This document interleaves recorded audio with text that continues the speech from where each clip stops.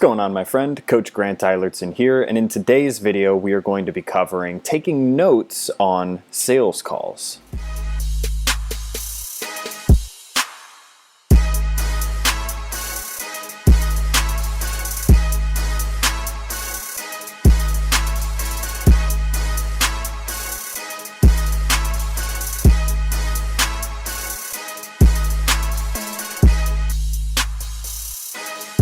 We're going to dive into taking notes on sales calls because this was a question that we got in the client community, and I figured it'd be helpful to address how I do it.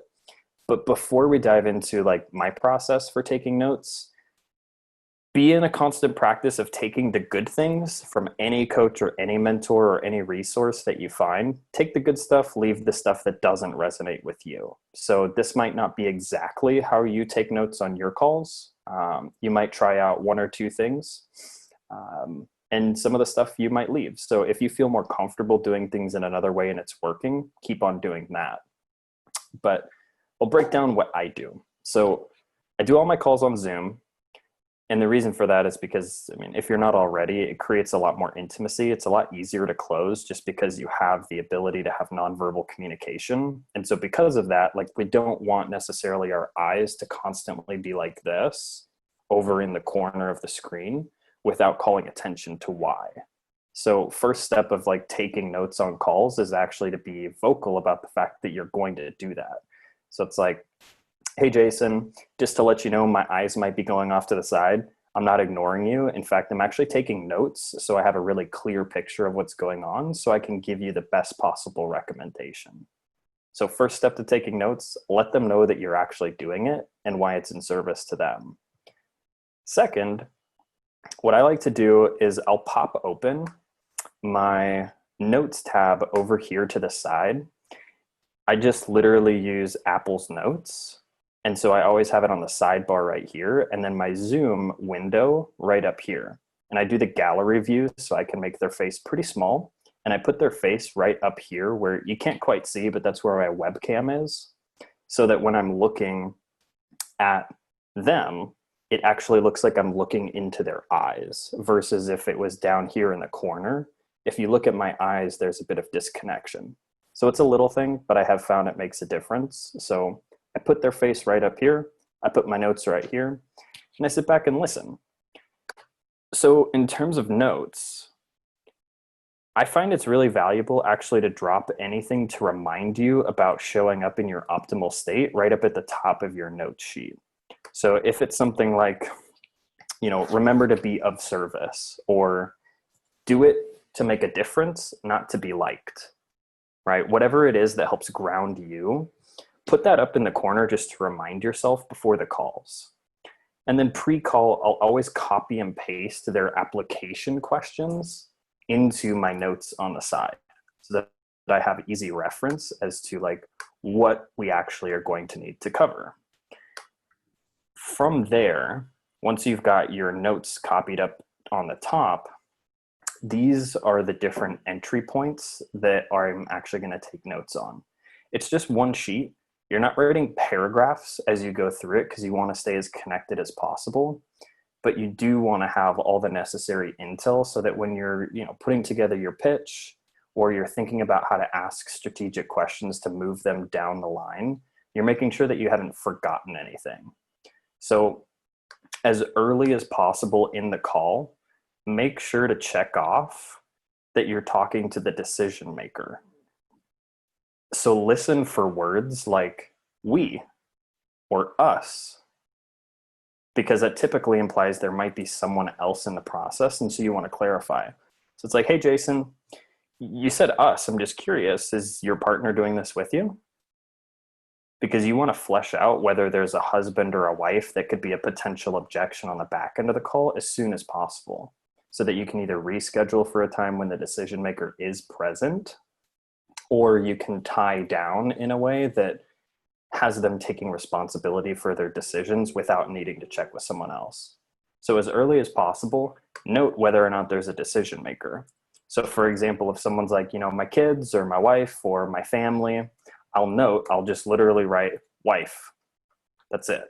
That's how I would take my notes, just so I'm clear. Okay, there's a decision maker, and I want to make sure I ask about that. Then as you go through the process, your intel gathering stage of the call, if you've seen my 6 questions framework, you've already seen the questions, but I like to just have them up on the note sheet so that I can fill them in as I go. So I just want to make sure that however these are answered in whatever order, doesn't matter, but that I've checked off each one. So if I've gotten most of the way through the intel gathering stage and I know what hurts, I know what they really want, I know why it's important to them, and I know why they think I might be a potential person to help them solve this, then I still need to make sure I ask, okay, well, I'm clear that this is important to you, but I gotta ask, like, if nothing were to change, do you see this honestly getting better or worse? Because I need to make sure that I actually go back and answer each of these questions and that I have a legitimate answer before I go into the pre-commitment questions. So making sure that you actually check each of those off, regardless of the order, is huge. When I listen to calls, typically if they don't close, you can find a point at which they just didn't answer one of these questions, and that left a gap that ended up becoming an objection. So once you've gone through those, I like to have just a subtle note to remind myself to make sure I've asked each of the 3 pre-commitment questions, like, do you view yourself as a coachable person?